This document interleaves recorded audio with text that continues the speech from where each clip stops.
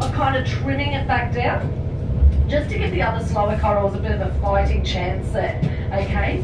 But it brings us to one of our second most asked questions out here, and that's why it's not quite the same way for that, right? Or any of our other dive films that we see on the television. And that's pretty easy to explain as well, okay?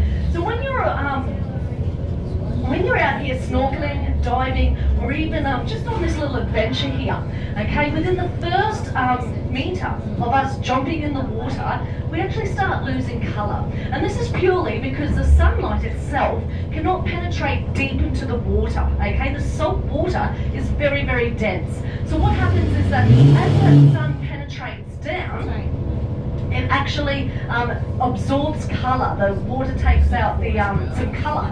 So within the first metre, you actually start losing your reds, yellows and oranges. The further you go down, the more colour gets absorbed out, until eventually you're left with your indigos and your violets, and that's why you'll see a lot more of them around here. But what we actually see on David Attenborough is what they do is they take down a white light. This is basically a very big extensive. They light up that coral and it brings it back to its true colour, and that's what you guys get to see on the television.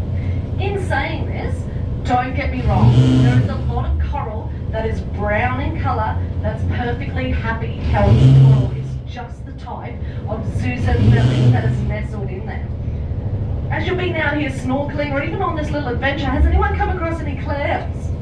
Yes. Yeah? So the clams are all the same, okay? They all have the same structure, but what gives them their colour is once again this algae, so this zooxanthellae. So when you're snorkeling or when you're even out here, keep a lookout. You'll come across some blue ones or some vibrant purpley kind of coloured ones, and then just beside it you might see like a browny coloured one, or you might see a reddish kind of coloury one. Now these guys are all the same, it's just that zooxanthellae that's nestled in. It's the same as when you're coming along here and you see brown branching coral, and that's right the brown branching coral there is a little bit of vibrant blue, okay? That doesn't mean the brown stuff's dead, it doesn't mean anything, it just means that the zooxanthellae that's nestled in there, that's just the type of colour that it just happens to be.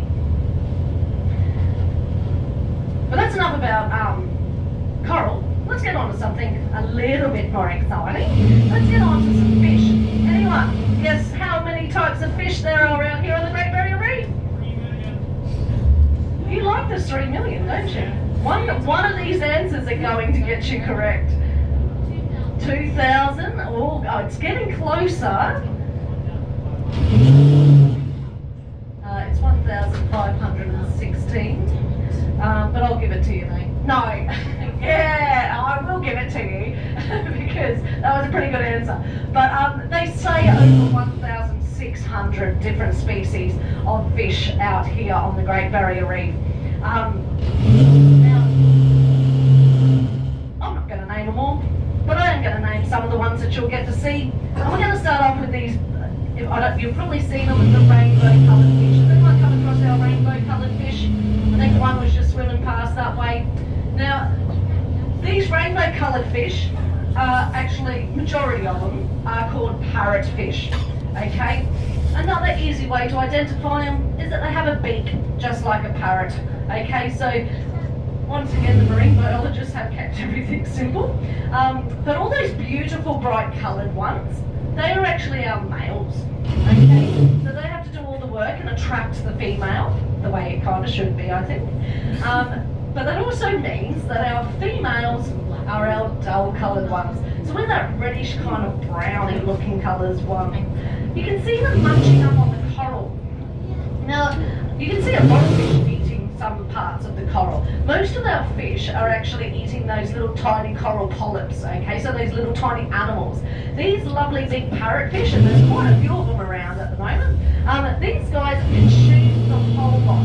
Not only can you see them breaking off that coral and munching it on up, but you can hear it when you're out there snorkeling. They actually, you hear that crushing sound. That's the parrotfish chewing up the coral. Once they have actually digested it, it eventually gets washed up onto our beaches, and we end up building sandcastles out of it. So everybody loves the parrotfish.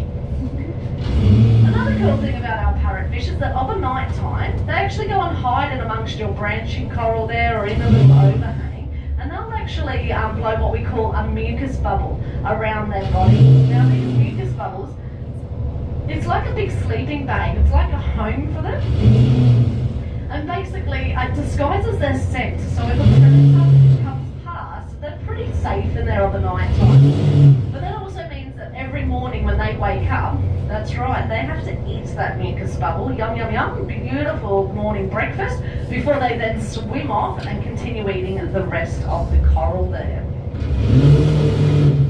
While you guys have been out here playing and having some fun, has anyone come across our big Maggie, our hump-headed Maori wrasse? Yes. We got a couple of nods up the back there, we got a couple up the front here. Now Maggie is a hump-headed Maori wrasse. She has got beautiful features all through her face there. They've got big blue bubbly lips and a big bump on top of his head. Now, Maggie is a male. There'll be one male and about 5 or 6 girls hanging around him, okay? Now, if Maggie, the man, was to ever pass away, the most dominant female would actually transform her bits and bobs and become the male, okay? Now, this is purely because they are territorial. They do not want to have to leave their reef, and they want to know that their species is going to survive. Okay, there are lots of different species out here that have the ability to have one dominant female or one dominant male, or the ability to transform. Okay, our most famous species of all, our lovely Nemo. I'm sure you've all seen the movie. At the very start of Nemo, Nemo's mum passes away. It is very sad. If that was to actually happen in reality, Nemo's dad would have actually transformed his bits and bobs and become the mum to look after and raise the young. It is a little bit hard to explain this to a 3-year-old, so I can see why they left that part out of the movie. But like I said, it is just purely a survival thing. Now we also have some beautiful angelfish hanging around here as well. Has anyone seen any angelfish? They are about the size of an A4 piece of paper. They're called a 6-banded angelfish, and they're predominantly yellow with black stripes, quite thin, but like I said, about the size of an A4 piece of paper, and you quite often see them in 2 or 3s, and they'll be hanging around, so do keep your eyes peeled out for them. We do get the yellow 6-banded angelfish or a blue 6-banded angelfish as well, which are pretty unique for out here, so do keep your eyes peeled for them. Now, Hardy Reef is actually pretty well known for what we call our river system, okay? But what we're actually looking in here now, you're actually looking at anywhere between 8 to 15 metres of water. You then look over the other side into the blue yonder, and you actually end up looking into about 55 to 60 metres of water, okay? So this big deep trench actually allows for our bigger animals to come through. So during our winter, we actually end up getting quite a few pods of whales. Last year we had 6 pods of whales coming through. So you can imagine everyone on the water and mum and calf singing through the channel here. We do get our manta rays, and like we have experienced, there are quite a few turtles about as well. But as you have experienced, it is low tide, so you can almost have noticed that half the coral is actually out of that water. Now this is, it can survive for a small amount of time out of the water, and that zooxanthellae is like a bit of a sunscreen for them as well. And of course, so they can survive for, you know, for a small period of time out of the water. But what that also means is that because she's a mature platform reef, she's not actually going to grow any further up. Okay, so now our coral's actually expanding wider each time. So it is getting wider, and the reason why, like you said, Hardy Reef is pretty well known, is just how beautiful and how deep that trench is that allows for the animals to come through. And you get quite a lot of different varieties of coral. Now, is anyone here staying at any island? islands, maybe Daydream or Hamilton. A couple of, yes. Anyone staying on the mainland, Australia? Yeah, I am too. But guys, when you're actually on the island, you're still a part of the Great Barrier Reef. This is what we call our fringing reefs, okay? So basically our baby reefs. They just fringe just off the edge of your islands. Then of course you come out here to our platform and our ribbon reefs. And of course they are a little bit older, so they're a more established reef.